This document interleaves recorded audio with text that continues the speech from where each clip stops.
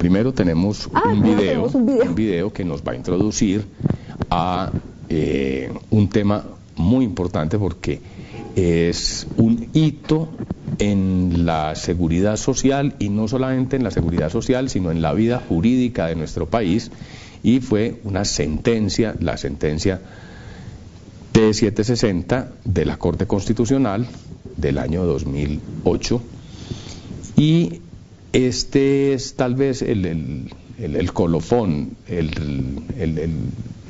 el punto más álgido al cual se llegó con este mecanismo de las tutelas. El volumen de tutelas, ustedes pues ya lo vimos en la clase y lo saben, creció geométricamente, y básicamente la gente pedía tutelar los mismos derechos en situaciones muy parecidas, y lo único que variaba era la EPS o la IPS o el usuario, pero de resto era un problema recurrente, que se negaba un servicio, que no se daba oportunamente el servicio, que el servicio llegaba hasta un momento y después no había continuidad. Entonces esto era repetitivo, y la Corte Constitucional seleccionó 22 casos de tutela para mirarlos, y a partir de ese análisis y de ese estudio, pues se dio ese hito de la Corte Constitucional ordenarle a varios actores del sistema unas tareas puntuales, incluso con plazos para cumplir, para que saliéramos de ese problema recurrente que se venía planteando en las tutelas. Entonces, para entrar a introducir el tema de esta sentencia de la Corte, vamos a ver un video. Luego vamos a hacer una presentación corta vamos a hablar sobre los fundamentos de derecho muy generales que dieron pie a esto, y de cada una de las órdenes específicas. Entonces vamos con el video, por favor. En el año 2008, el 31 de julio, la Corte Constitucional emitió una de las sentencias más trascendentales para el Sistema General de Seguridad Social en Salud. La sentencia T760, una sentencia que hace revisión a 22 fallos de tutela, de los cuales 19 son referidos a derechos, a vulneraciones de derechos en el sistema y que han sido protegidos a través de fallos de tutela. 3 de los restantes son relacionados con el flujo de recursos al interior del sistema de salud. De los 19 casos, se destacan aspectos relevantes como aquel que establece que la seguridad social en salud, es decir, el derecho a la salud para los habitantes de Colombia, ciudadanos y extranjeros que residen en nuestro país, es un derecho de naturaleza fundamental. Esto, por fin, nos lleva a un escenario importante en relación a la protección de este derecho. Un derecho de naturaleza fundamental significa que no es necesario poderlo articular con otro derecho tal como la vida o la igualdad para exigir su restitución de manera inmediata. Estas 22 acciones de tutela realizadas por la Corte y promulgadas a través de la sentencia T760 establecen igualmente que los colombianos y los residentes en el país tenemos derecho a los servicios de salud que se requieran, estén o no estén incluidos dentro del Plan Obligatorio de Salud, lo que conocemos como el POS. Significa que todo aquel servicio, tratamiento, insumo o procedimiento de salud que se requiera para conservar la vida en criterios de vida digna y en criterios de integralidad debe ser garantizado por el sistema. Las rutas de acceso son establecidas también dentro del marco normativo.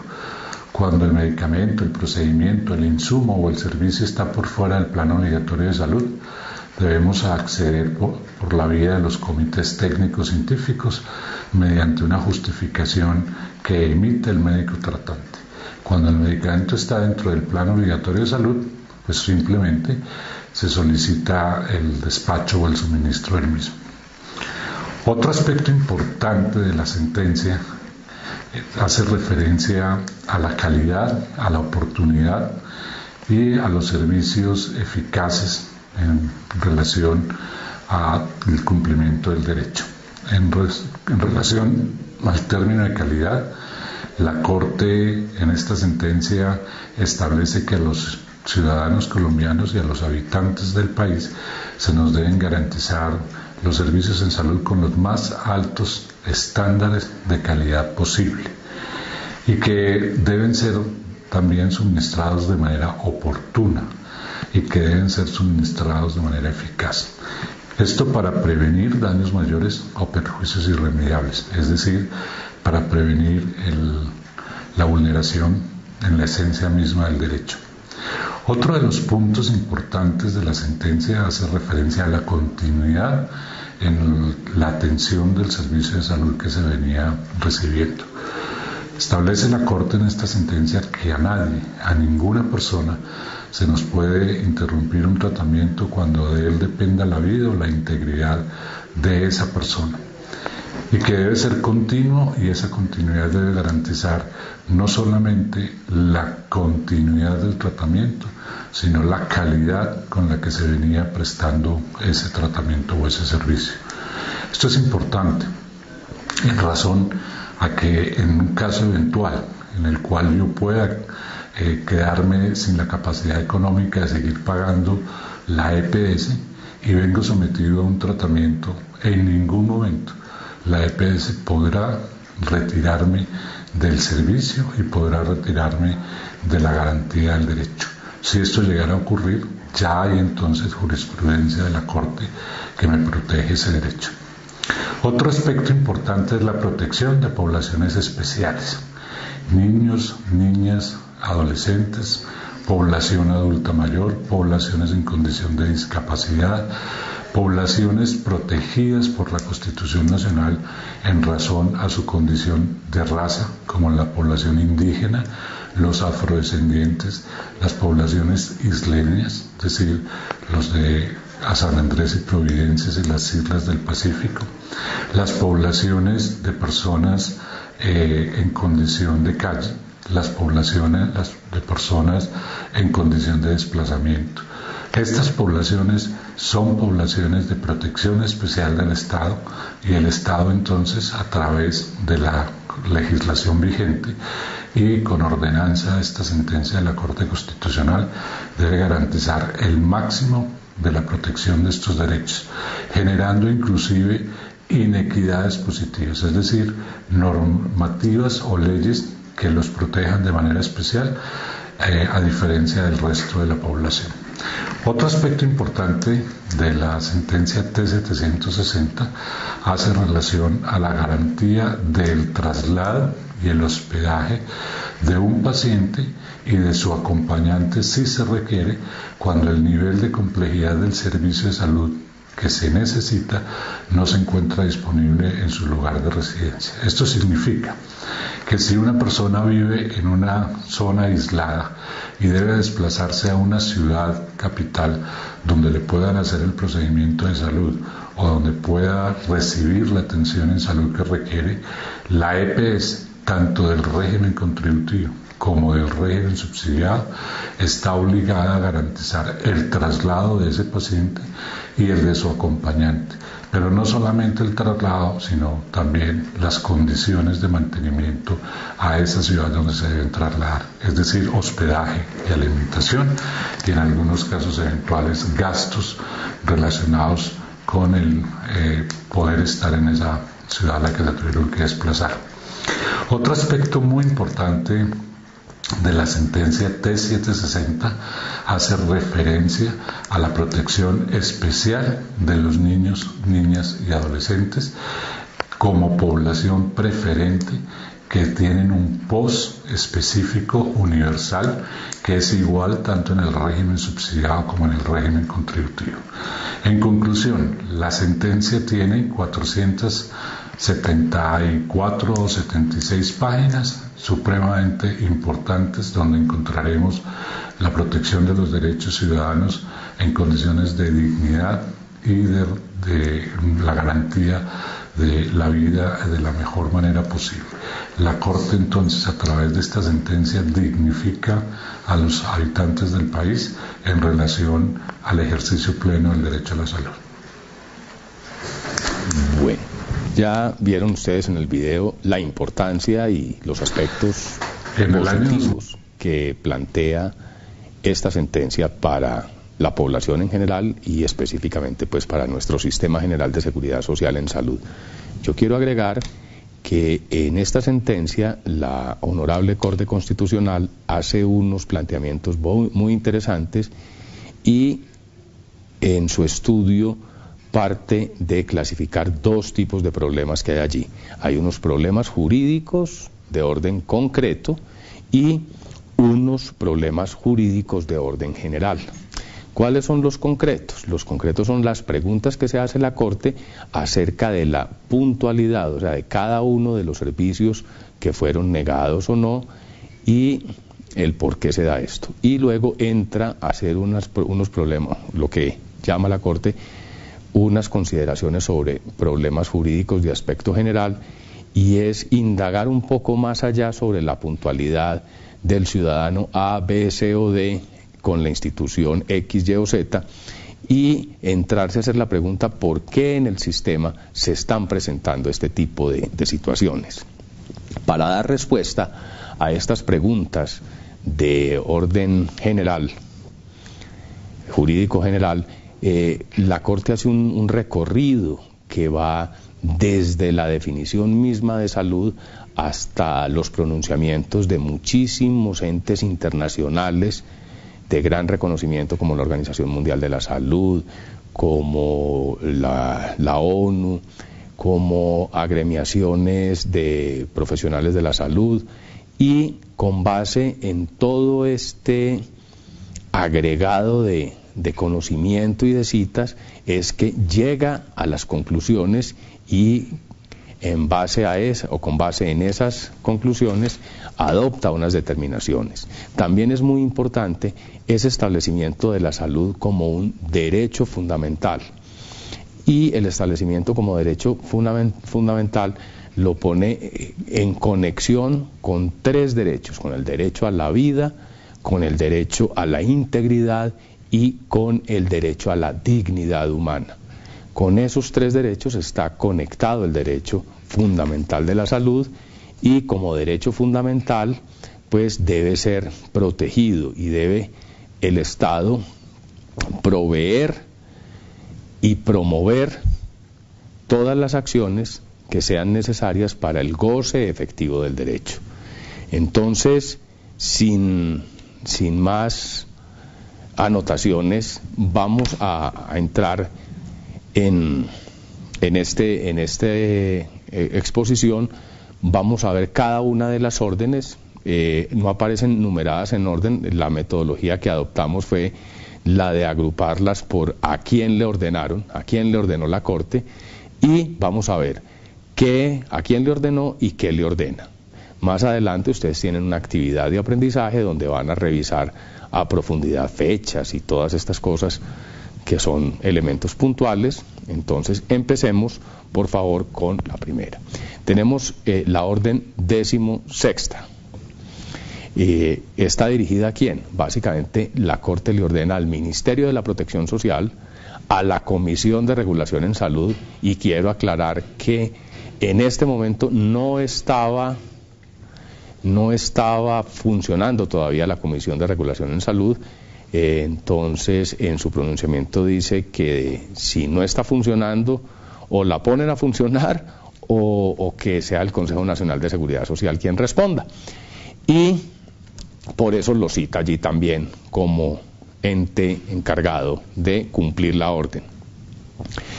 Y básicamente esa orden 16ª está encaminada ¿a qué?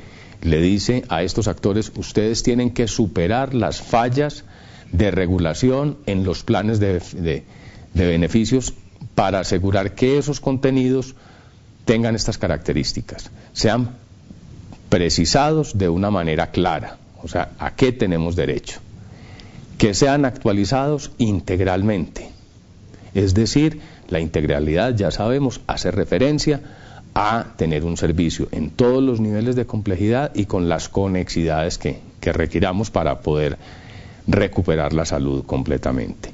Que sean unificados para ambos regímenes, que no tengamos dos planes de beneficios, uno para el régimen subsidiado y otro para el régimen contributivo, sino que esos dos planes sean iguales. Y es claro en que esa nivelación del plan no puede ser por lo bajo, o sea, no es quitándole beneficios al plan del contributivo para igualarlo con el subsidiado, que es precisamente llevar el de menores contenidos a tener los mismos del más ambicioso, del más con más beneficios para la población. Y la otra característica que deben tener esos planes de beneficios es que sean oportuna y efectivamente suministrados por las EPS, o sea, que no sea un plan de beneficios que esté en el aire, que esté plasmado en un papel, pero que no llegue al usuario. Esa es la orden 16ª de la Honorable Corte Constitucional. Tenemos, y seguimos en este orden, la 19ª, ¿a quién le ordenan? Al Ministerio de la Protección Social.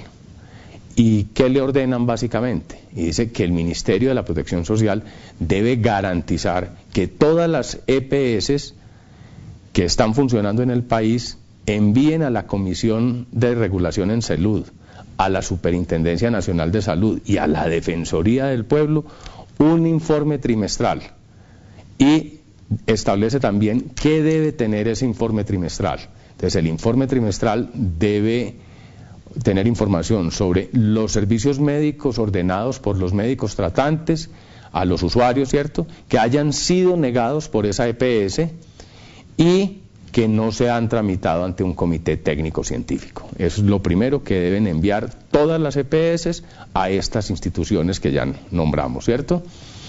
En el mismo informe deben estar también relacionados los servicios médicos que han ordenado los médicos tratantes y los cuales han sido negados por los comités técnicos científicos en cada una de las entidades. En los dos casos, tanto cuando los comités técnicos científicos niegan los servicios y cuando la entidad promotora en salud niega los servicios, siempre se debe indicar cuáles fueron las razones por las cuales no se dio acceso a los servicios al paciente. Bueno, seguimos con la orden 20ª. Está básicamente dirigida al Ministerio de la Protección Social y a la Superintendencia Nacional de Salud. ¿Y qué les ordena?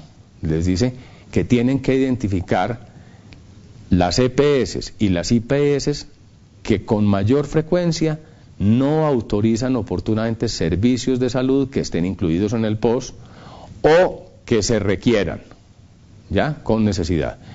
Y este listado, el de las EPS e IPS que con mayor frecuencia niegan los servicios, debe ser enviado a la Defensoría del Pueblo, a la Procuraduría General de la Nación y a la Corte Constitucional.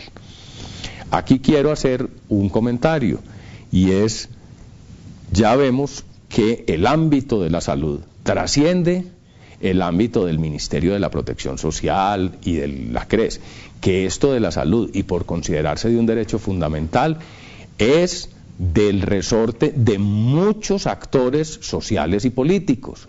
Entonces, las procuradurías, la Defensoría del Pueblo, etcétera, etcétera, etcétera, tienen allí un papel fundamental en el correcto funcionamiento del sistema desde diferentes ángulos. Adicionalmente, y sigo con la orden 20ª, le ordena al Ministerio de la Protección y a la Superintendencia que diga cuáles son las medidas concretas y específicas que con relación a esas entidades que más niegan los derechos se han adoptado en el pasado y cómo y qué otras acciones se pueden adelantar en un futuro para que esta situación no se vuelva a presentar. Entonces, es muy importante el seguimiento que la Corte quiere dar a este fenómeno de la negación de servicios por parte de las EPS o de las IPS. Siguiendo con nuestras órdenes, la 26ª le ordena al Ministerio de la Protección Social y al administrador fiduciario del FOSIGA, quiero repetir, el FOSIGA es un fondo, no es una oficina, no es una empresa, es simplemente una cuenta, pero como toda cuenta tiene que tener un administrador, un titular de esa cuenta, en este caso es el Ministerio de la Protección Social, el Ministerio de Hacienda. Entonces a estos dos les ordenan que diseñen un plan de contingencia para que todas esas solicitudes de recobro que están atrasadas se paguen efectivamente a las EPS. ¿Esto qué busca? Como vimos, por no haber claridad en los contenidos del POS, se asumían algunos procedimientos por parte de las EPS y esos procedimientos después se le cobraban al Fondo de Solidaridad y Garantía.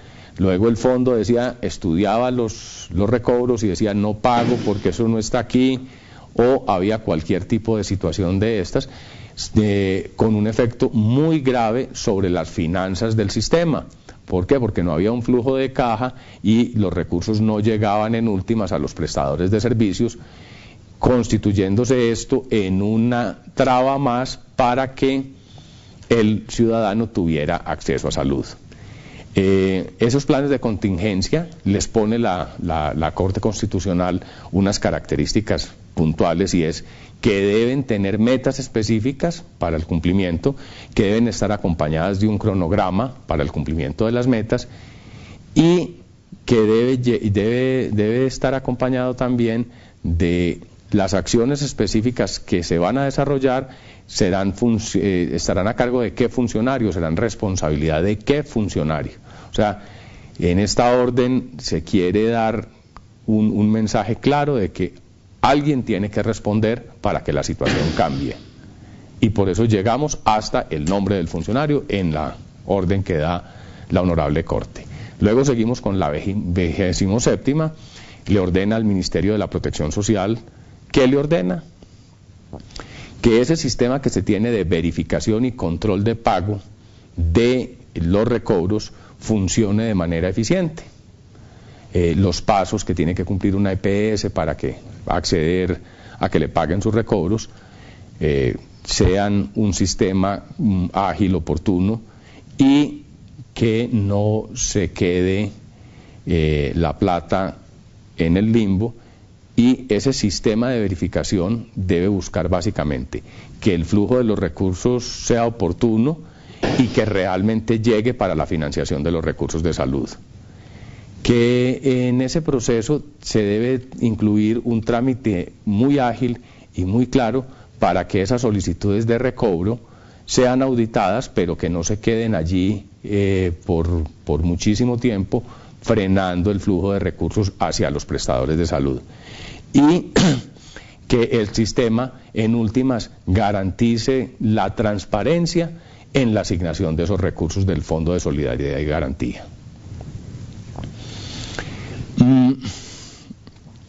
Básicamente, esa es la orden 27ª. Seguimos con la 28ª.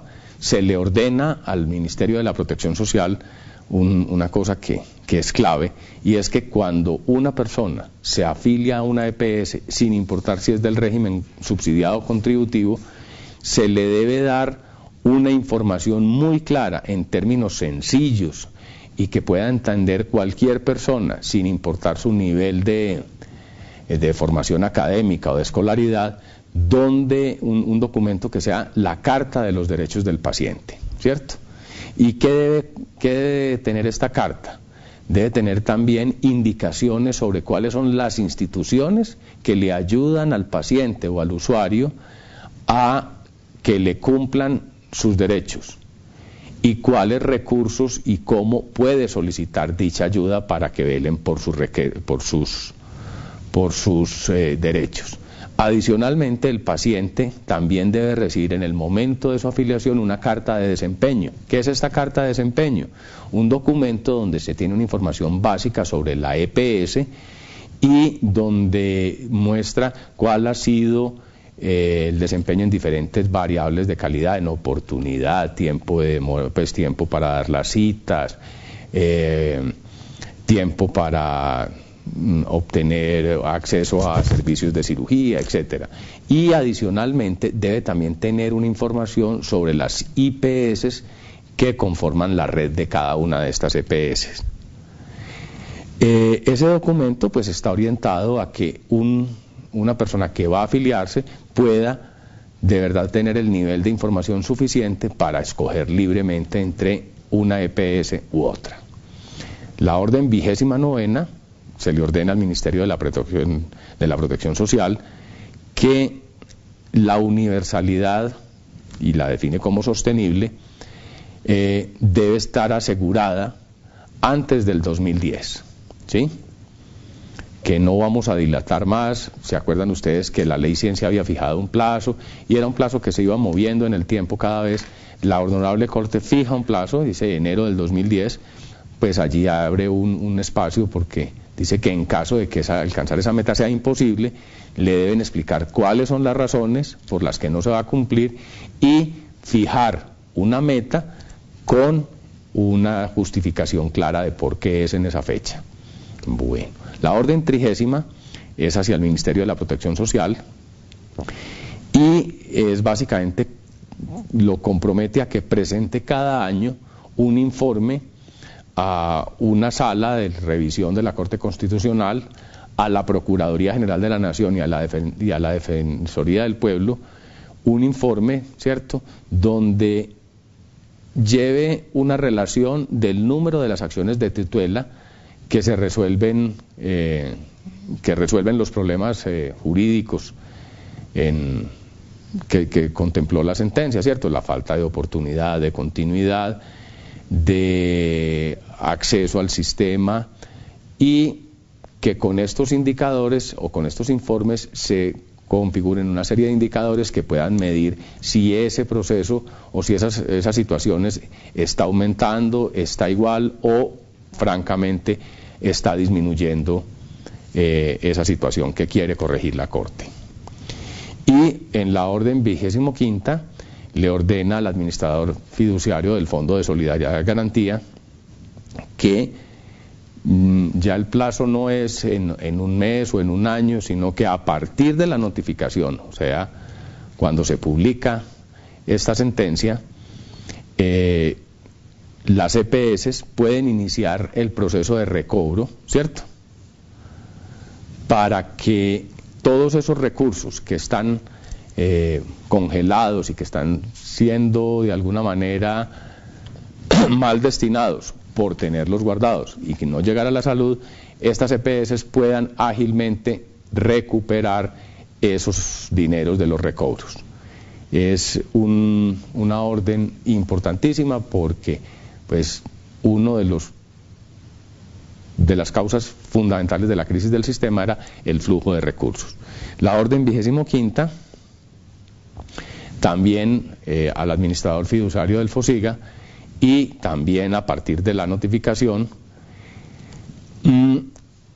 que cuando hay un servicio de salud que se autorizó en cumplimiento de una acción de tutela, no podrá establecer como condición para el recobro, o sea, para reconocer el pago de estos servicios, que haya una segunda instancia o que autorice la entidad territorial, ¿cierto?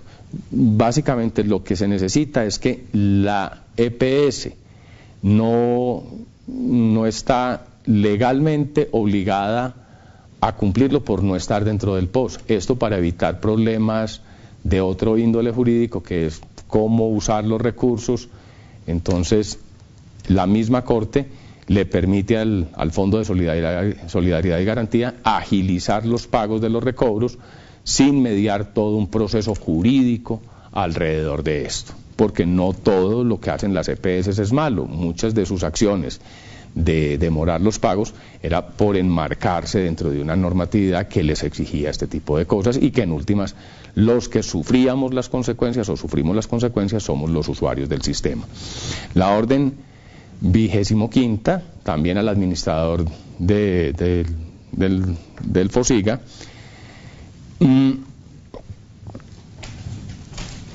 está básicamente en que en esos reembolsos se tendrá en cuenta la diferencia entre medicamentos de denominación genérica y medicamentos de marca, sin que pueda negarse el reembolso por una glosa que decían principio activo en POS, ¿cierto? Entonces, a veces se formulaban unos medicamentos no genéricos, sino de marca, y el FOSIGA decía, no pago porque el principio activo está incluido en el POS, y no utilizaron ese. La orden 17ª se la dirige a la CRES, y es muy importante, es tal vez el eje de lo que vamos a hacer más adelante, y le dice, ustedes tienen que actualizar integralmente los planes obligatorios de salud, ¿ya? Y en esa actualización tienen que participar directa y efectivamente la comunidad médica, los usuarios del sistema de salud y los actores diferentes que giran en torno a esto, ¿cierto? Y esa revisión integral del plan obligatorio en salud deberá contemplar cosas como esta. Debe definir claramente cuáles son los servicios de salud que están incluidos dentro de los planes de beneficio,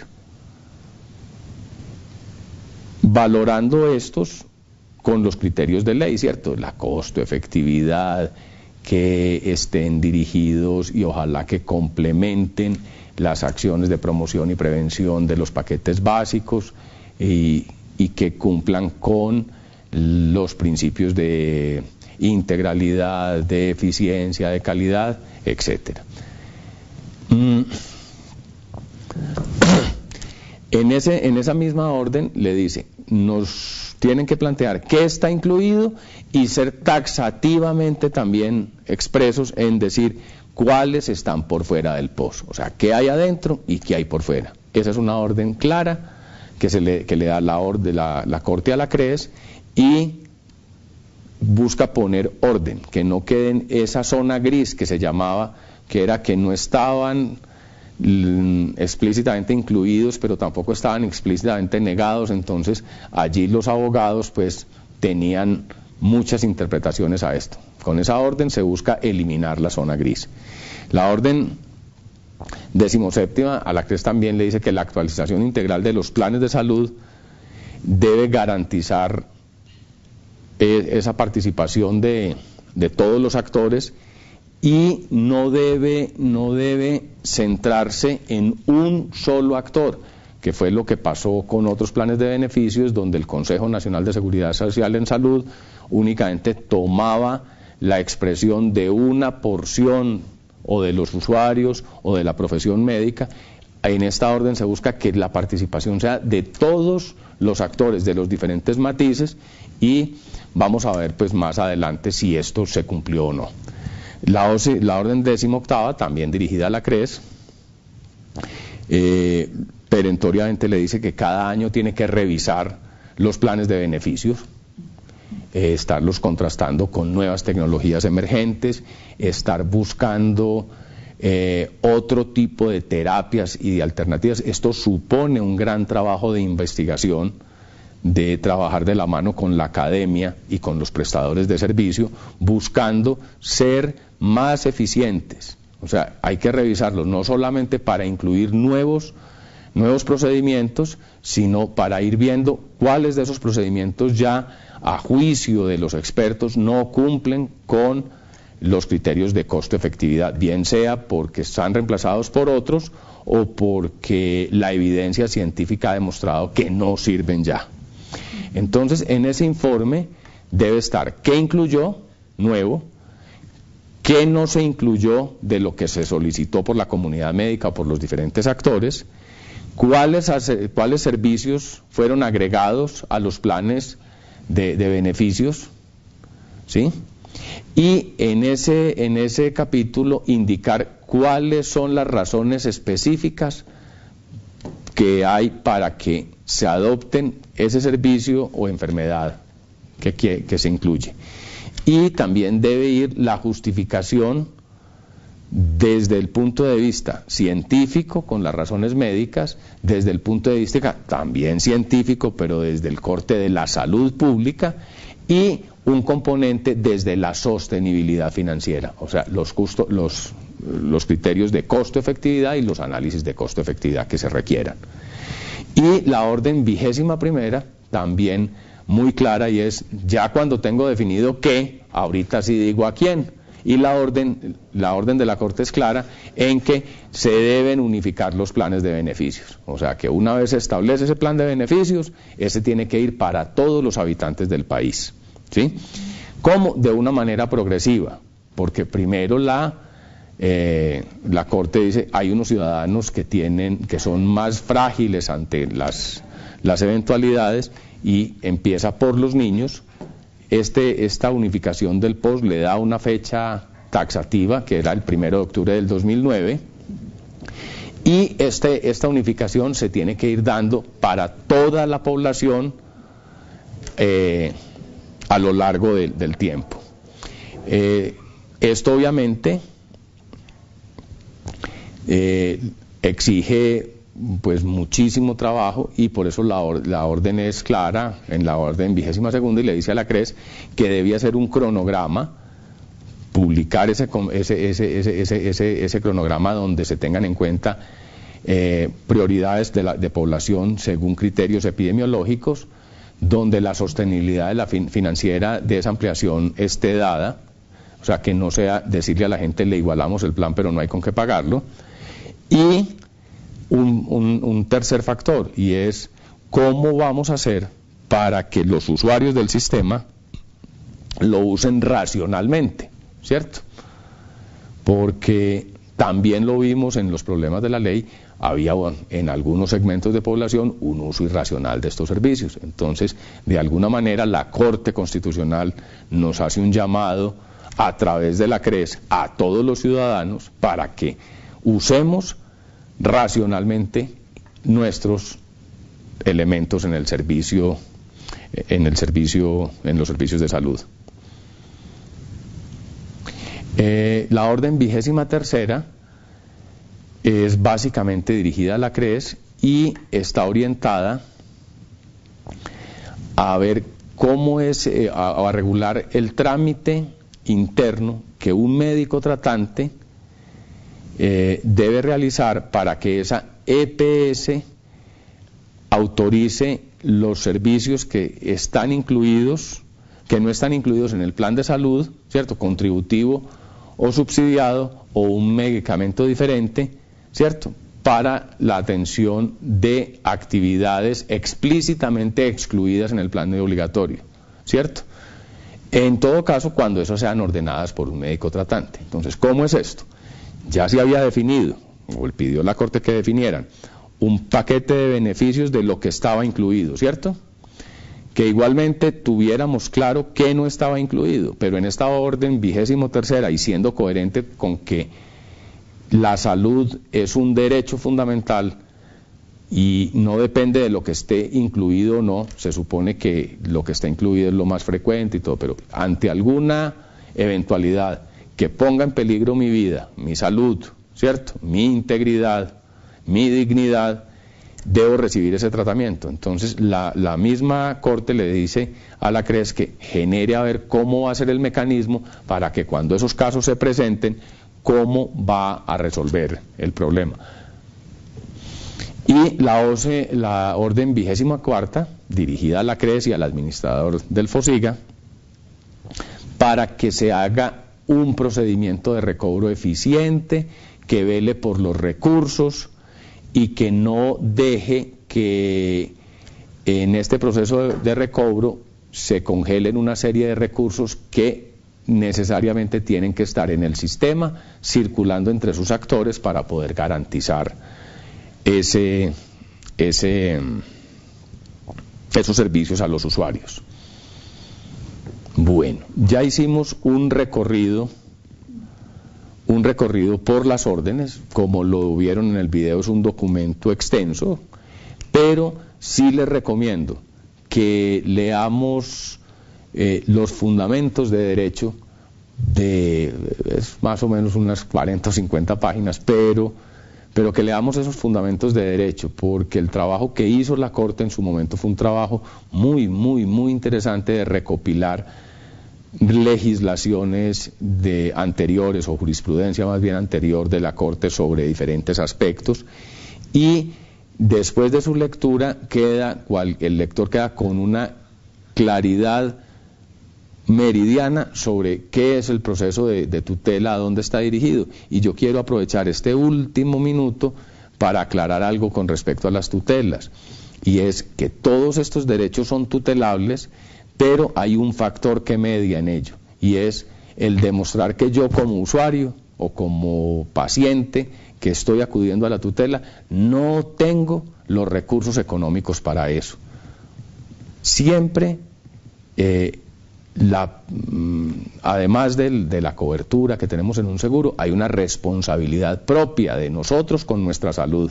Entonces, ese pedacito que a veces pasa oculto allí, y muchas de estas tutelas, la gente no decía la verdad acerca de sus ingresos, y muchas personas con capacidad para costearse esos tratamientos terminaban beneficiándose de un mecanismo que es muy bueno, que es loable, pero que no está hecho para proteger el acceso a la salud en todos los casos, sino cuando carecemos de los medios para esto. ¿Por qué?